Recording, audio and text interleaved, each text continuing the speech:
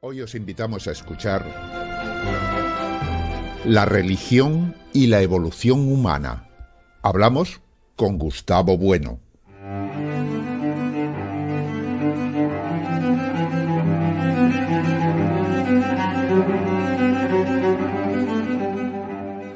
Gustavo Bueno fue un filósofo español que para muchos es considerado como uno de los mayores filósofos del siglo XX y principios del XXI.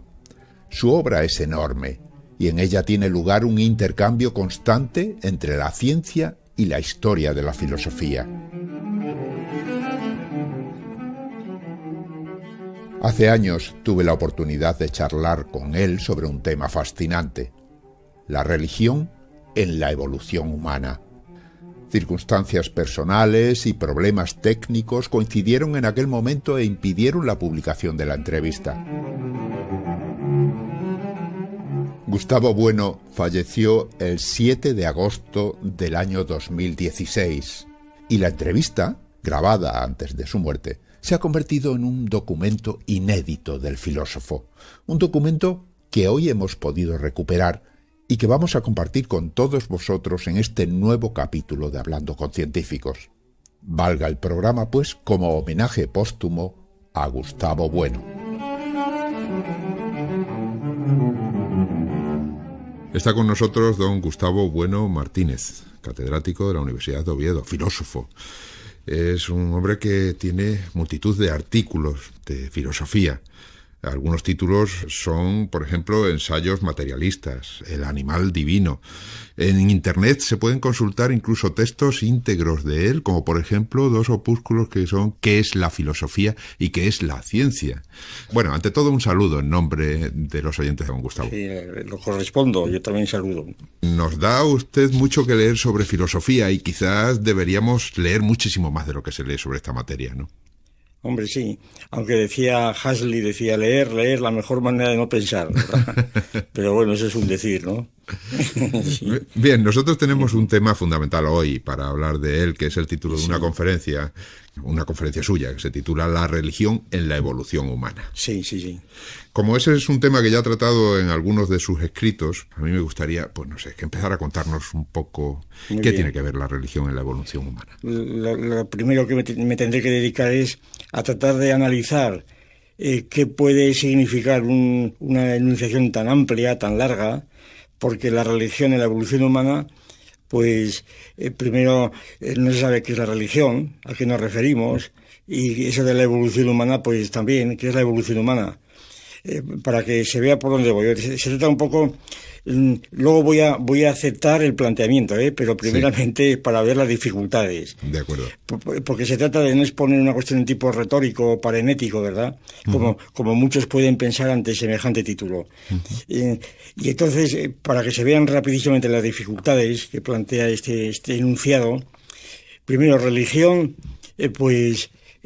cuando se dice la religión, parece que se toma la religión como si fuera una especie de estructura invariante, uniforme, ¿verdad? La religión, y como si la religión fuese algo más o menos definido e invariante a lo largo de la evolución humana. Y claro, ese es el supuesto principal que hay que desmontar por mi parte, porque yo no creo que se pueda hablar de la religión, así en absoluto. Luego lo explico rápidamente. Sí. Y en cuanto a la evolución humana, pues excuso decir, la evolución humana, eso es un concepto tomado de las ciencias naturales, la teoría de evolución, ¿verdad? Sí. Que se aplica a los organismos. Es decir, la evolución es una idea que introdujo Spencer y luego Darwin, como sabemos, aplicada a los organismos y que luego se aplicó muy pronto a la llamada evolución superorgánica, ¿no? Por Kreber y otros muchos. Y la evolución superorgánica, pues prácticamente ha sido el rótulo o la idea que está presente pues en esa obra monumental muy conocida en la primera mitad del siglo pasado, ¿no? Antes de la guerra, la obra de Henry Bergh, que son, pues no sé si 400 volúmenes, que se llama La evolución de la humanidad, que era la historia de la humanidad, pero la historia concebida como una prolongación de la evolución orgánica o biológica o zoológica, y eso es lo que es discutible. Precisamente yo hace 3 años intervine en la clausura de un congreso internacional sobre evolución que hubo en Zaragoza, donde me propusieron el tema de la evolución precisamente, y mi tesis allí fue que la humanidad no evoluciona. Es decir, que no hay evolución de la humanidad, hay historia, porque la evolución es orgánica y tiene una importancia teórica extraordinaria, pero en fin, que no es cosa de hablar aquí. Simplemente aquí lo cito para subrayar, pues, cómo cuando tenemos en cuenta la materia en que nos movemos y que pisamos, decir la religión, la evolución humana, pues realmente no tiene sentido. Así dicho en cristiano y rápidamente. Pues empezamos bien. Sí, no tiene ningún sentido. Entonces se trata de dárselo, ¿verdad? Sí. Por ejemplo, religión es una idea pues muy amplia, porque la opinión común, vamos, si se mira el diccionario de la academia incluso, pues religión es el conjunto de actividades humanas mediante las cuales los hombres se relacionan con Dios. Y entonces la religión es un concepto teológico de religión. Pero claro, ese es un concepto teológico de religión que es muy discutible, porque si tenemos en cuenta el material antropológico, hay muchísimas religiones que no tienen Dios. Ajá. O sea, que parte de la esencia de que existe Dios de entrada, ¿no? O sea, bueno, no hace falta. La relación. De momento no, claro, el que define el que da esa definición, sí, por supuesto, claro. Esa definición. Sí, a eso me refería. Sí, pero es que hay muchas religiones positivas que se estudian en antropología donde no hay Dios, ¿verdad? Claro. Salvo que haya casos tan raros como, por ejemplo, algunas religiones hindúes, ¿verdad? En donde los jainos, en donde no hay Dios, ¿verdad? Ajá. Pero no nombran a Dios. Pero, sin embargo, el jainismo, ¿no? Sin embargo, una interpretación de un padre jesuita que le oí hace unos años, que me hizo mucha gracia, que decía lo siguiente: bueno, esta religión no nombran a Dios. Dice, pero no es que ni siquiera lo mentan ni lo piensan, pero no es que no tengan a Dios, es que el respeto que tienen los musulmanes hacia el nombre, ¿verdad?, de Dios, que no se puede pronunciar Dios por tabú del nombre, esto lo aplican al propio concepto, ¿verdad? Y ni siquiera tienen concepto de Dios, pero Dios existe en esa religión, hombre, ya es el colmo, ¿verdad?, del cinismo, por decirlo de algún modo. Pero bueno, así es la cuestión. Y entonces, hay religiones que, por una razón muy sencilla, la tesis que yo defiendo en estos libros es la siguiente: el Dios de nuestra cultura, el Dios del cristianismo, el Dios de las religiones superiores, del monoteísmo, ¿verdad?, ese concepto de Dios, a mi juicio, es un método muy reciente y muy sutil, que no podía ser de ninguna manera concebido pues por los hombres primitivos, ni por el hombre neandertal, ni por los hombres de las cavernas de Altamira, ¿verdad?, o de las Cló. Es decir, no podían ser de ninguna manera entendidos, como tampoco podían entender lo que es el hipercubo, ¿no? Yeah. Es decir, el concepto de Dios que tenemos nosotros, yo creo que tiene una fecha muy precisa, pues se puede evaluar en unos 2.300 años. Exagerando un poco, ¿verdad? Sí, se refiere a ese Dios etéreo, inalcanzable, por encima de todo. Que se inventa Dios es Aristóteles, para decirlo en plata. Aristóteles es el primero que inventa la teología, y la palabra teología es el Dios de los filósofos, que se llama, ¿no? Es el Dios de los filósofos, en donde y precisamente el Dios de Aristóteles, que está introducido dentro de la física, en el libro Tratado de la Física, como el primer motor y el acto puro, es un Dios que se opone a la religión, que eso es una consecuencia que a mí me cuesta mucho llevarla adelante, porque tiene muchos a ver, acláremelo, que yo tampoco me acabo de aclarar. Es decir, precisamente el Dios de Aristóteles es un Dios incompatible con la religión. Ajá. El argumento de Aristóteles, que aparece en la Ética de Nicómaco, por ejemplo, es el siguiente: el Dios de Aristóteles es un Dios que está fuera del mundo. El mundo es eterno, ¿verdad? No es un Dios creador como el Dios de los cristianos o de los judíos. Es un Dios que es el motor del mundo, no lo ha creado, él ni siquiera conoce el mundo, y Dios harto tiene con pensar en sí mismo, es el noesis noeseos, y entonces el mundo está movido por Dios, pero sin que Dios quiera moverlo, ¿verdad? Y entonces la proporción la desproporción, mejor dicho, entre el mundo eterno y Dios, el acto puro, es infinita, no hay proporción. Pero para que haya amistad, dice Aristóteles, hace falta que haya una proporción en el sentido matemático, en el sentido de Eudosio, precisamente, que haya una proporción entre el amante y el amado. Y dice, por eso, a medida que la distancia entre el amante y el amado se aleja, el amor es imposible. Y dice Aristóteles, por eso es muy difícil que haya amor entre el pater familias y los esclavos, y por eso dice Aristóteles también, cuando a un amigo pues le dan honores casi divinos, es decir, le hacen jefe de Estado, por ejemplo, ¿verdad?, pues perdemos la amistad. Lo cual, dicho en castellano, con las glorias se nos van las memorias, ¿verdad? Y entonces, quiero decir con esto que si la religión es amor, como definió San Juan, pues entonces no cabe amor con Dios. No cabe amor porque es inalcanzable. Es inalcanzable, está por encima de todo. Y Dios ni siquiera nos conoce, no cabe un diálogo con Dios. Es decir, entonces las religiones, por esa razón, la ética de Aristóteles estuvo prohibida pues en el siglo XVI. Cuando se tradujo por Simón Abril, tuvo muchas dificultades. Y por eso también esto es lo que resalta la importancia de Santo Tomás, por ejemplo, al querer incorporar el aristotelismo al cristianismo, claro, es decir, a bautizar a Dios. Eso era la cuadratura del círculo, pero vamos, se lo hizo, para eso era santo, ¿verdad? La cuadratura del círculo. Claro. Bueno, total, que según esto, la religión, en el sentido del monoteísmo, pues tiene fecha muy tardía, porque hay que tener en cuenta que la religión de los judíos, en gran parte, está determinada por el Dios de Aristóteles, a través de Filón el judío, es decir, que la influencia de Aristóteles fue terrible, y la sigue siendo, ¿no? Y las contradicciones constantes de Aristóteles y luego Averroes, el comentador de Aristóteles dentro de los musulmanes, pues está en la misma línea. Bueno, total, que según esto, la tesis fundamental que yo he defendido y sigo defendiendo es que el concepto de religión, pues no se puede definir como lo definía San Agustín, por ejemplo, o Lactancio, y como lo ha definido Zubiri después, interpretando... ¿Cómo es esa definición para que... La religación, la definición como religación. Es una etimología de religión que da Lactancio, que dice religión viene de religatio. Religatio es, pues, ligadura, ¿verdad? La ligadura de los hombres con Dios, eso es. Hay una ligadura de los hombres con Dios. Y entonces, esa ligadura de los hombres con Dios, aparte de que la religión, la etimología de religión no es nada claro que sea religatio, porque hay otras muchas etimologías de Cicerón, de Varrón, en fin, que no es caso aquí de explicar, que yo analizo del animal divino, pero sin embargo, en todo caso, no es una religación del hombre con Dios con el Dios del monoteísmo. Entonces, habría que definirla de otras maneras, la religión. Y entonces, ¿cómo? Pero está usted refiriéndose siempre a esa religión del Dios monoteísta. Sí, pero claro, hay otras religiones en las que no existe el monoteísmo, ¿no? Pero que también son religiones. Sí, ahí está. Que no existe el monoteísmo, son religión de dioses, ¿verdad? Por ejemplo, los dioses. Precisamente es muy curioso que muchos padres de la Iglesia, ¿verdad? Pues Atenágoras, etcétera, eran considerados ateos, ¿verdad? Ateos porque no admitían a los dioses griegos.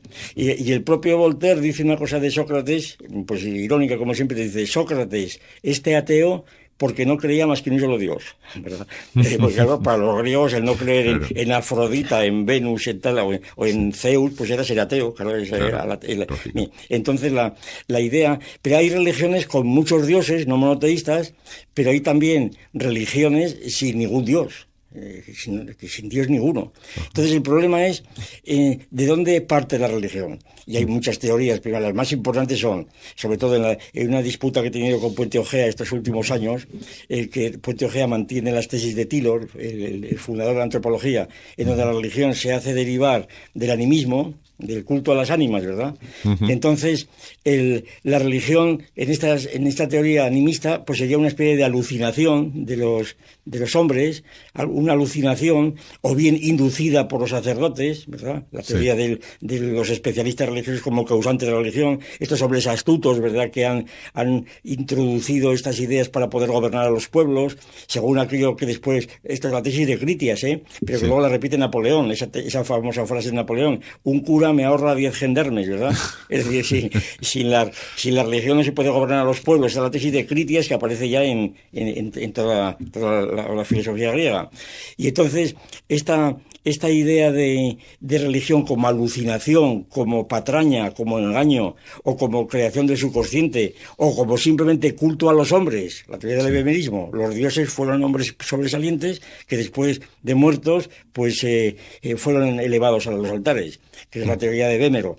Esas teorías principalmente son las que llevan desde los griegos, ya digo, desde Critias, por ejemplo, pues hasta el marxismo, ¿verdad? Sí, la religión como pies del pueblo. ¿Pero por qué? Porque la religión es una serie de patrañas inventada, o bien por el propio pueblo oprimido que quiere inventar un consuelo para su estado de opresión, o bien inventado por los opresores para darles el opio positivo del pueblo, para tenerles entontecidos, ¿verdad? En todo caso, caso, esta teoría de la religión es una teoría de carácter psicológico o social. Es la teoría de Durkheim. La religión es un producto social y es una alucinación. Es decir, la religión es falsa, por principio. Bien, es una creación del ser humano. Una creación del ser humano. Y en todo caso es el propio hombre. Es la famosa tesis de Feuerbach, que usted dice Feuerbach, los hombres, dice Feuerbach, hicieron a los dioses a su imagen y semejanza, ¿verdad? Esa es la mejor expresión, la mejor fórmula que yo encuentro del antropologismo, ¿verdad? Sí. En mi sistema, ¿verdad?, de explicar la religión, a mí me parece que las religiones pues no son alucinaciones, no se agotan, ¿verdad? No se agotan en el campo humano, que son verdaderas, quiero decir. Las religiones son verdaderas en el sentido de que esa relegación, o sea, que me llamas, del hombre con entidades que son distintas de los hombres, ¿verdad?, no son alucinatorias, que son verdaderas. Así que hay unas entidades que no son humanas, pero que sin embargo, que yo lo llamo númenes, y las llamo fundándome en una tradición, pues sobre todo latina, romana, ¿verdad?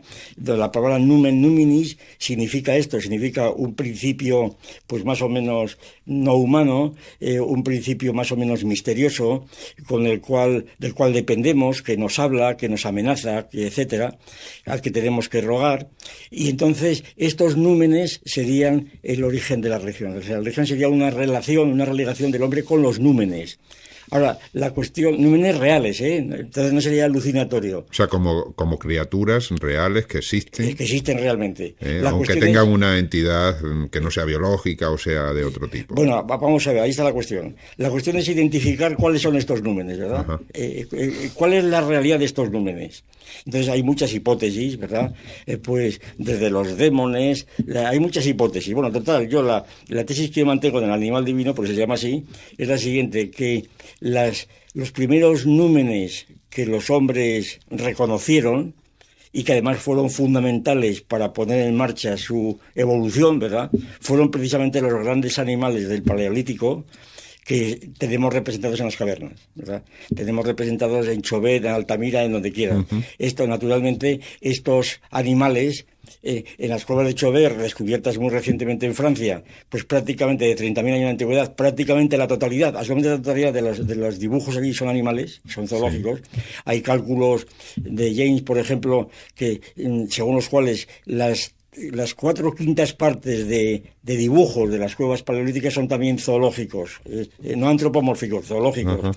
Entonces, es evidente, a mí me parece, y de hecho los paleontólogos están reconociendo cada vez más, es evidente, me parece, que estas pinturas no las dibujaban allí como artistas, una especie para formar un museo, ¿verdad?, como unos paneles, ¿no? Entre otras cosas porque estaban en lugares recónditos, escondidos, y sobre todo porque unos estudios muy recientes parece que han demostrado, particularmente en el Cantábrico, que se han hecho mediciones de resonancias de las cuevas y se ha obtenido la conclusión de que los puntos de máxima resonancia de las cuevas están en los puntos donde están las pinturas, por lo cual se deduce que las gentes aquellas cantaban, que estaban cantando, y que además había una cueva central que podía ser Altamira, que sería como la catedral, ¿verdad?, primada, sí. Y las otras cuevas eran pues sufragáneas, y iban nuestros antepasados, iban allí a la gran cueva de los bisontes de Altamira, pues a cantar, a canturrear, de un modo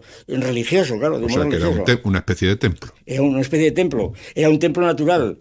Todavía no sería templo propiamente porque el templo es posterior, es las religiones secundarias, sí. Pero en fin, para redondear un poco la idea. Entonces, según esto, lo que llamamos religiones primarias, la religión primaria, sería una situación en donde los hombres primitivos, cuando empiezan a serlo precisamente, vamos a poner hace 40 o 50.000 años, ¿verdad?, tienen una relación especial con ciertos animales de carácter mastozoo o en general, pues a los cuales tratan verdaderamente como númenes, no como dioses, como númenes. Yeah. De ellos dependen, ¿verdad?, se esconden de ellos, etcétera, y cultos que además todavía existen. El culto al oso pues sigue siendo un culto muy conocido entre los ainos y muchos pueblos, ¿verdad? Hay una tradición enorme y así sucesivamente. Bueno, la ventaja de esta teoría, desde el punto de vista científico, yo creo que es la siguiente, que explica por qué la evolución de la religión. porque ahora resulta que el paso a las otras fases de la religión no tiene lugar simplemente pues de un modo gratuito, sino determinado por la propia realidad, y es que la propia dialéctica de los hombres con los animales determina su domesticación y su liquidación, ¿verdad? Sí. Y entonces, durante miles de años que se ha estado en contacto con los animales, de estas características, estos animales han sido domesticados y han desaparecido precisamente por la acción humana, y entonces vendría un proceso de transformación de estos animales, de estas figuras animales reales, pues en sus representaciones simbólicas, ¿verdad? Yeah. Simbólicas, yo lo digo de una forma muy rápida. Los dibujos que decoraban las bóvedas de las cuevas pasan a decorar la bóveda celeste, ¿verdad? Todavía lo vemos hoy con lo del zodíaco, ¿verdad? Uh-huh. Y entonces, y yo he estado muchos años estudiando religiones que hoy llamamos secundarias, como son la religión egipcia, la religión china, la religión azteca, de los mayas, etcétera, etcétera, y allí prácticamente el 100%, ¿verdad?, de las figuras religiosas son animales, ¿verdad? En Egipto, pues todos lo sabemos. Pero lo que yo no acabo de entender muy bien es Sí. por qué la necesidad de esa figura del numen. Quiero decir, si nosotros tenemos un animal, o tienen los pueblos antiguos tenían un animal, lo idealizaban de alguna manera o se relacionaban con él de una manera, no es necesario que exista un ente superior, sino basta con que sea el animal y es una idealización del mismo, ¿no? No, bueno, la situación es la siguiente. Yo lo explico rápidamente con una frase de San Agustín. Una frase de San Agustín referida a Dios, pero que se aplica aquí perfectamente. Dice San Agustín, tratando de describir lo que es Dios. Y dice San Agustín, Dios es un ser que en cuanto que es semejante a mí, dice, me enardece, pero en cuanto es totalmente de semejante, me aterroriza, ¿verdad? Uh-huh. Aborrezco, ¿verdad? Sí. Es decir, los animales de estas características, bueno, y estoy diciendo esto porque esta tesis mía concretamente, estos libros míos sobre religión, yo esperé a publicarlos precisamente hasta que los etólogos, uh-huh, allí por los años 75-76, cuando le dieron el premio Nobel, pues qué sé yo, a von Fries, a Lorenz y a Tinbergen, y es cuando la etología se popularizó y cuando empezó a tomarse en serio la tesis de que los animales pueden hablar, sí, y que tienen inteligencia, ¿verdad? Uh-huh. O sea, que esta tesis estaba totalmente pues dejada de lado como una tesis antropomórfica y se consideraba completamente absurda. Hoy día, y sobre todo después, desde que hace 2 años se publicó el famoso proyecto Gran Simio, ¿verdad?, firmado por la plana mayor de la etología mundial, sí, ¿verdad?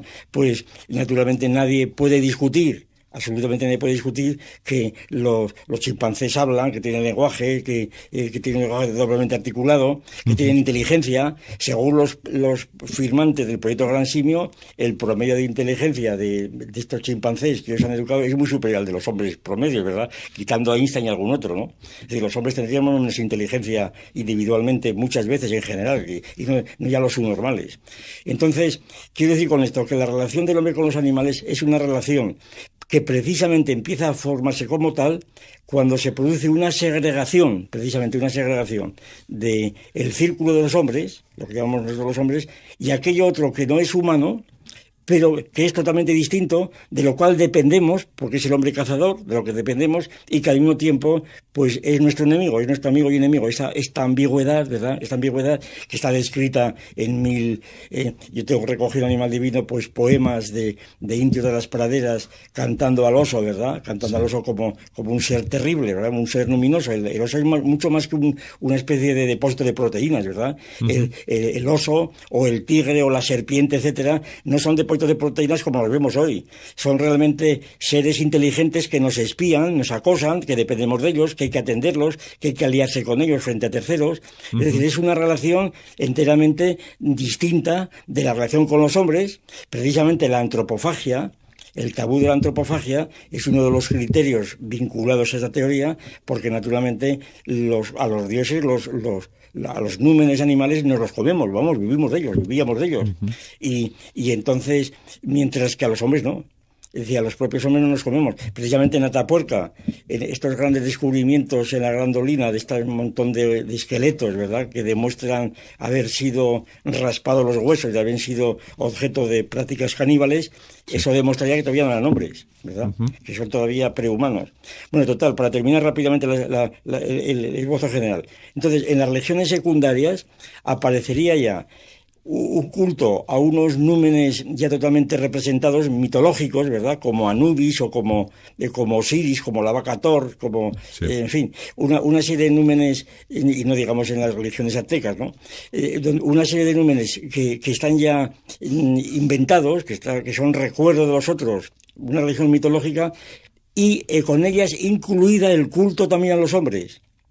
Empieza el culto a los hombres, una religión humana, pero de los hombres en tanto que dominadores de los animales. Es el caso de Cibeles, como la Potnia Cerón, la dominadora de los animales, ¿no? Es decir, el hombre empieza a ser numen en cuanto está contaminado, diríamos, con los animales. El ejemplo más evidente que yo puedo poner de esto es, si examinamos en Egipto, ¿verdad?, la iconografía de tipo religioso, ¿por qué razón pues Ramsés II o un faraón empieza a ser concebido como divino? Es decir, ¿cuál es la razón de que se le divinice? La respuesta positiva, dejándonos de cuentos, es la siguiente: pues porque Ramsés II está encajado en unas fauces de un águila o del toro. Es decir, está realmente empotrado, realmente, y esto en las religiones aztecas es constante. Es decir, el modo de divinizar a los hombres es encajarlos en los grandes animales luminosos que venían de recuerdo. Y entonces, la religión mitológica, que es la religión por antonomasia, pues esta es la religión que habían encontrado los griegos. Y precisamente, a mi juicio, la verdadera importancia de la filosofía griega, tesis esta que no suele ser aceptada ni siquiera discutida, a mi juicio, por ignorancia, ¿verdad? La verdadera importancia de la filosofía griega habría sido la siguiente, desde el punto de vista religioso: que la filosofía griega, desde Genófanes, Tales de Mileto, y no digamos todos los demás, ¿verdad?, Epicuro, etcétera, y Aristóteles, habría sido la crítica a la religión secundaria. Fíjense lo que quiero decir. Es decir, los filósofos griegos lo que habrían criticado precisamente era el zoomorfismo y el antropomorfismo. Es lo que dice Genófanes en aquellos famosos versos: adorar a unos dioses rubios y con ojos azules, ¿verdad?, es propio de los tracios. Dice, porque los etíopes tendrán sus dioses con ojos negros y caracolillo en el pelo, ¿verdad? Lógico. Es decir, y los bueyes agregan a los bueyes. Es decir, esta crítica constante al antropomorfismo, que es lo que determinó precisamente, que la mayor parte de los filósofos griegos fueran acusados de impiedad, de asebella, y fueran asesinados muchos de ellos, ¿verdad?, o desterrados, como pasó con Protágoras, con Diágoras, con Sócrates, el propio Aristóteles. Es decir, la constante tendencia de la filosofía griega fue criticar precisamente al zoomorfismo y al antropomorfismo en nombre de un dios más puro, ¿verdad?, o el Nous de Anaxágoras, o el de Aristóteles, que es un dios que ya no tiene barbas, ni tiene forma de animal ni hombre, y que es un dios al que ya no se le puede rezar. Ajá. Y aquí utilizo una expresión muy eficaz de don Juan Valera, hablando del dios de los krausistas, que es el dios de Aristóteles en el fondo, el dios de Krauss, el dios de los filósofos, y dice don Juan Valera, dice, este dios de los filósofos es un dios tan puro que ni María Santísima lo conoce con ser su madre. Es un Dios que deja de ser Dios, claro. Sí, claro. Eso. Bueno, pues entonces, según esto, claro, si la religión se sobreentiende que se divide en tres grandes fases, que no quiere decir que la una elimine la otra, ¿verdad? Sí. Se superponen, se conservan unas a las otras. Entonces, bueno, y entonces lo que se puede preguntar es primero, ¿no cabe otra fase más? Bueno, yo interpreto lo que a mí me parece que se puede llamar hoy unas creencias hoy día totalmente recibidas por todo el mundo, ¿verdad? La creencia en los extraterrestres, unos malignos, otros benignos. Yo muchas veces he subrayado este hecho, sobre todo los que somos ya un poco viejos o muy viejos ya lo conocemos. Hace 50 años era imposible leer en un periódico, noticias como esta, una que apareció en la Nueva España, aquí de Oviedo, pues hace por ejemplo, 20 y tantos años, ¿no? pero apareciera en todo el mundo y en toda la prensa. Yo me acuerdo de esta porque apareció aquí, me hizo mucha impresión. Dice, un taxista de Ujo tiene que detener su coche porque ha avistado a 2 extraterrestres, ¿verdad? Ajá. Claro, esta noticia, 25 años antes, se hubiera dado así. Taxista que sufre alucinaciones ha ido directamente al manicomio, ¿verdad? Entonces, claro, esto señala la diferencia entre una cosa y otra, claro. Del momento en que el periodista toma en serio que ha visto a los extraterrestres, y luego pues toda la literatura que hay sobre el asunto, como sabe usted. Sí. Entonces, quiere decir que esto de los extraterrestres es mucho más que una creencia episódica, ¿no? A mí me han abucheado, por ejemplo, hace unos años en Palma de Mallorca, porque se aparecían allí unos summitas, y entonces a mí me preguntaron mi opinión sobre los extraterrestres, y yo les dije que yo no sabía nada de eso, que no creía en ellos, pero que qué les importaba mi opinión a ellos, a los extraterrestres. Bueno, después me dijeron que es que yo no los había visto, pero que ellos los estaban viendo ahí en unas playas de Palma de Mallorca, ¿no? Los estaban viendo, quiere decir que creían en aquello a pie juntillas. Bueno, total, que a mí me parece que el fenómeno de los extraterrestres es un caso interesantísimo en nuestra época, que reproduce la creencia en los demones del helenismo. Es decir, los extraterrestres son demonios, porque los demonios del helenismo, no me refiero a los demonios transformados en ángeles, que son espíritus puros, ¿verdad? Ajá. Esto se ve muy bien en la ciudad de Dios de San Agustín, por ejemplo, o en Apuleyo. Los demonios eran seres corpóreos. Eran cuerpos, pues unos eran terrestres, otros andaban por los aires, que intervenían, ¿verdad? Que hacían diabluras, ¿verdad? Todavía aquí en Asturias todavía se habla del diañu, es decir, que por ejemplo te revuelve los cereales que hay o el maíz que hay en el hórreo, ¿verdad? O te coge la cesta de costura y te la revuelve. Eso es las llanas, es decir, esas son entendidas no precisamente como espíritus, sino como cuerpecillos, ¿verdad? Que aparecen al amanecer, etcétera, etcétera. Es decir, yo creo que los extraterrestres están en esta línea. Y por tanto, a mí me parece que el culto a los extraterrestres o la actitud ante los extraterrestres, pues está completamente en la línea de la religión. Es decir, que yo creo que se puede considerar como un fenómeno religioso todo esto que hablamos hoy de los extraterrestres. Al margen que se lo crea uno o no crea, ¿no? Tintado con definiciones modernas, ¿no? Sí, con definiciones modernas. Y bueno, pero ¿por qué diferencian los demonios de los ángeles? Al final es la misma cosa. No, porque los ángeles, según San Agustín, son espíritus puros, ya no tienen cuerpo. Y ya son, bueno, también se representa a los extraterrestres como entes etéreos o sí, pero te dan un no sé, a mí me recuerda mucho cómo se representa a los ángeles. Sí, bueno, es la misma línea. Bueno, los ángeles tienen las alas, claro. Sí, claro. Esos son los ángeles, la victoria de Samotracia, ¿verdad? Que es prueba de que son animales, que son más animales que las alas, ¿verdad? Yo utilizo esa terminología, son animales no lineanos, ¿verdad? Porque ya no están dentro de la región de Linneo, pero siguen siendo animales, claro. Porque se alimentan, tienen cuerpo, será un cuerpo muy transparente y todo lo que se quiera, pero sigue siendo un cuerpo, no son espíritus puros. Porque la noción de ángel estricto, que son los escolásticos lo llaman inteligencias separadas, eso ya es un concepto, a mi juicio, filosófico, no es un concepto mitológico. De las inteligencias separadas, al margen de Cristo o no, tal como por ejemplo los pone Francisco Suárez, en las disputaciones metafísicas, me parece que es en la 40 y tanto, no me acuerdo bien, pues allí tiene un tratado sobre los ángeles, y ese es un tratado totalmente filosófico, pretende serlo, es decir, no quiere ser mitológico, ¿verdad? Otra cosa es que uno no crea en su existencia, pero sí en su esencia. Es un poco como se habla del hipercubo, un geómetra habla del hipercubo. Claro, el hipercubo no existe, pero sin embargo tiene una geometría, sí. Y es racional pensar en ello. No es realmente racional, es necesario. Sí, otra cosa es que no hay hipercubos. Claro, ¿verdad? Matemáticamente sí existe. Pues eso, pues es un ente matemático. Es un ente. Pues esto de los ángeles, inteligencias separadas, son entes metafísicos, ¿verdad? Ya. Entes metafísicos que algunos se los creen y otros no, pero ya es cuestión de cada cual, ¿no? Entonces, ya redondaría ya la exposición. Entonces, si la religión, la religión se descompone por lo menos en 3 fases de religión, ¿verdad? Y la evolución humana, pues, es la historia, de algún modo. Sí. Pues diría, importancia de la religión o la religión en la evolución humana. Yo distinguiría inmediatamente. Primero, la religión primaria es fundamental porque con ella arranca la historia humana, ¿no? según esta tesis, claro, el conflicto, la dialéctica del hombre cazador con su entorno, sobre todo de animales, es lo que marca realmente el origen de toda la evolución humana.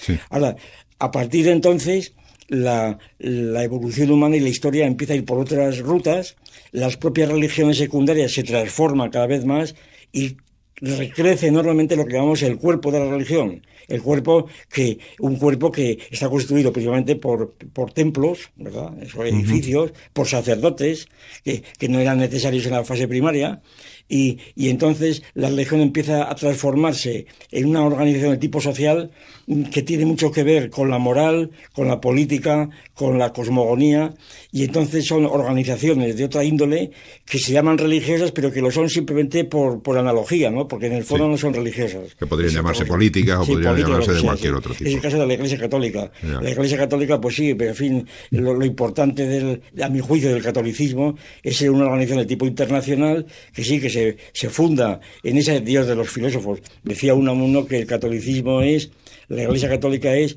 filosofía griega y derecho romano, ¿verdad? Y yo creo que ahí consiste su importancia también. Dicho de otra manera, si a la religión católica, a mi juicio, se le suprime la teología tomista, como hay algunos intentos, muchos intentos, ¿verdad?, de eliminar la teología de la religión, a mi juicio, si a la religión católica, a la Iglesia Católica, se le suprime la teología, no se la puede diferenciar, pues qué se diría yo, de los testigos de Jehová, ¿verdad?, por ejemplo. Es decir, ¿en qué se diferencia un testigo de Jehová, con todos los respetos, o un mormón, ¿verdad?, un mormón, de un clérigo católico? Pues en la teología. Todo lo demás sería pura mitología, claro. Y entonces, a mí me parece que el privilegio y la importancia histórica que ha tenido la Iglesia Católica, que sigue teniendo, reside en esto. Y por cierto, que este Papa, hace 2 o 3 años, publicó una encíclica en esta dirección, que fue recibida pues con uñas y dientes, ¿verdad?, por los más progresistas, y ahí me tocó, por no sé qué circunstancias, salir en defensa del Papa, de lo cual dijeron, como defensa de la religión, por lo cual se dijeron que yo, dado mi edad, ya me había convertido al catolicismo y demás, cosa que más me da, ¿no? No, y alguno diría... No, y hay más, y que determinaron decir, tuve que decir ya una fórmula que utilizo, pues, ¿usted es católico? Pues sí, señor, soy católico ateo, ¿verdad? Claro, es lo que soy, católico ateo.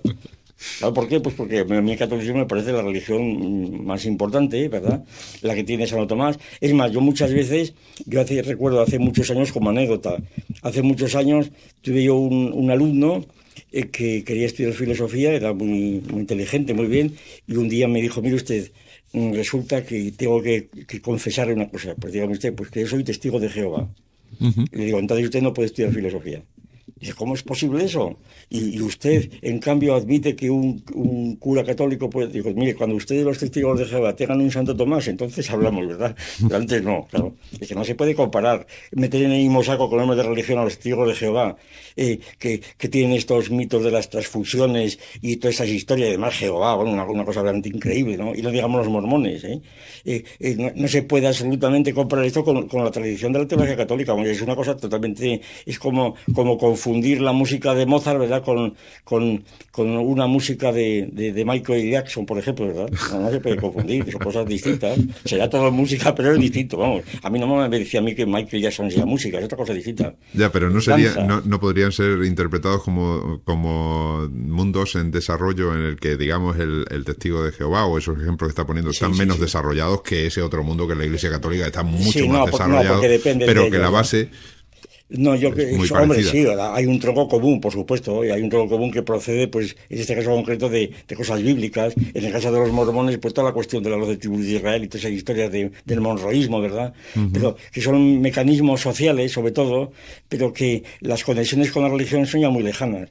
Mire, por ejemplo, uno de los libros que más han influido en estos últimos años y que se ha reeditado, se ha traducido al español, estaba traducido a principios de siglo, se ha traducido al español, bueno, primero al catalán y luego al español. Es el famoso libro de William James, el famoso psicólogo, Las variedades de la experiencia religiosa. Ahí me tocó hacer una crítica de este libro, que me pidieron de varios sitios cuando salió, y entonces yo, que había estudiado mucho a William James, que era saludado realmente por los cristianos y por los católicos en particular, y es saludado, por ejemplo, por Kenny y otros muchos, y por King, es saludado como uno de los grandes psicólogos contemporáneos que defienden a la religión. Y el libro además, es muy interesante, sobre todo para españoles, porque el material en que se basa es en gran parte de místicos españoles, ¿no? Santa Teresa, San Juan de la Cruz, San Pedro de Alcántara, etcétera. Sí. Y entonces es un libro interesantísimo desde el punto de vista psicológico. Pero lo que no se explicita en ese libro, pero sí en otras obras, pero vamos, se insinúa y solamente a mí se entiende, y según creo, es que William James era espiritista, ¿verdad?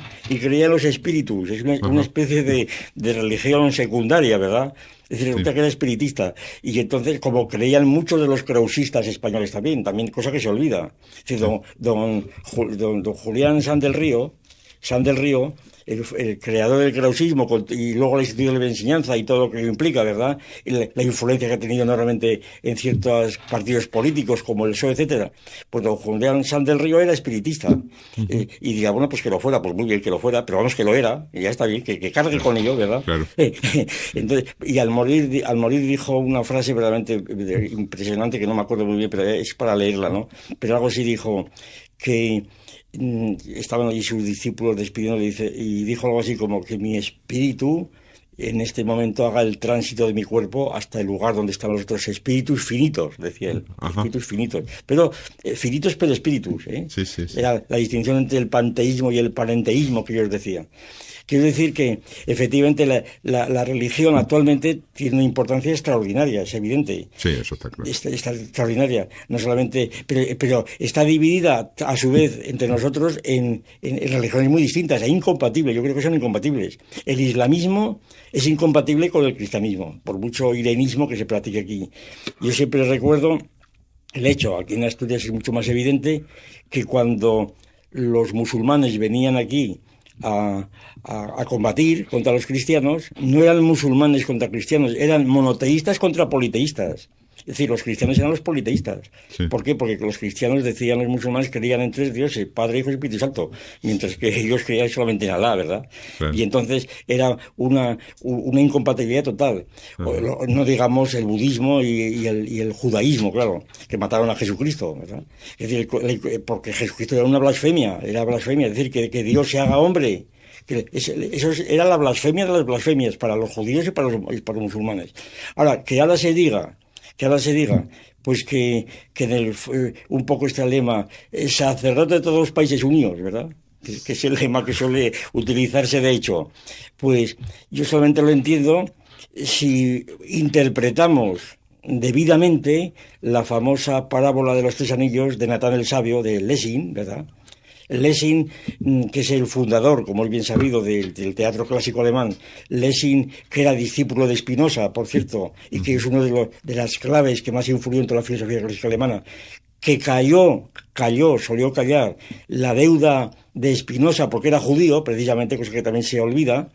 Entonces, Lessing ofrece en Natán el Sabio una famosa parábola que es interpretada, a mi juicio, de modo torcido por muchos teólogos actuales. La parábola, en dos palabras, es la siguiente. Un rey tiene 3 hijos y promete que al que se porte mejor le va a dar el anillo de oro que va a ser la prenda de su sucesión. Y entonces, pues el mayor le da el anillo en privado, claro, porque considera que es excelente, pero lo mismo hace con el segundo y con el tercero. Total, cuando muere el rey, el mayor exhibe su anillo como sucesor de su padre, pero también el segundo y también el tercero. ¿Qué ocurre? ¿Qué quiere decir Lessing con esta parábola? Pues que los 3 anillos son iguales.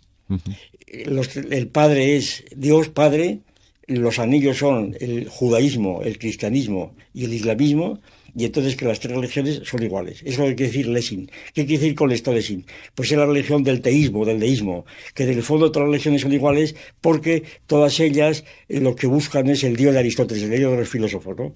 Que es el dios de la Ilustración, el dios de Voltaire. Pero esto supone la negación de las religiones, porque lo que se diferencian unas religiones de otras es las religiones positivas, es decir, los sacramentos, el culto, los dogmas, los sacerdotes. Es decir, eso es lo que diferencia. Eso es lo que las diferencia, pero no de un modo accidental. Esto es que las constituye, porque los sacramentos no son simplemente invenciones. Teológicamente los sacramentos es la sustancia misma del cristianismo. Es el bautismo, es la comunión. Es decir, los sacramentos no son rituales ceremoniales, son auténticos. Y dicho de otro modo, que las tres religiones solamente son iguales cuando nadie cree en los dogmas ni en los sacramentos ni nada. Cuando todo el mundo, nadie cree, entonces se une todo. Entonces es cuando está todo el mundo de acuerdo. Todo está unido. Ya se ve por dónde voy, ¿no? Está clarísimo. Yo lo que sí me gustaría es seguir hablando todo el tiempo que fuera necesario, pero la verdad es que la radio ya sabe cómo es. Sí, tenemos un tiempo limitado. Muchas gracias por habernos ayudado a comprender un poco estas cuestiones. O por haberlas oscurecido. Muy bien. Hala, bueno.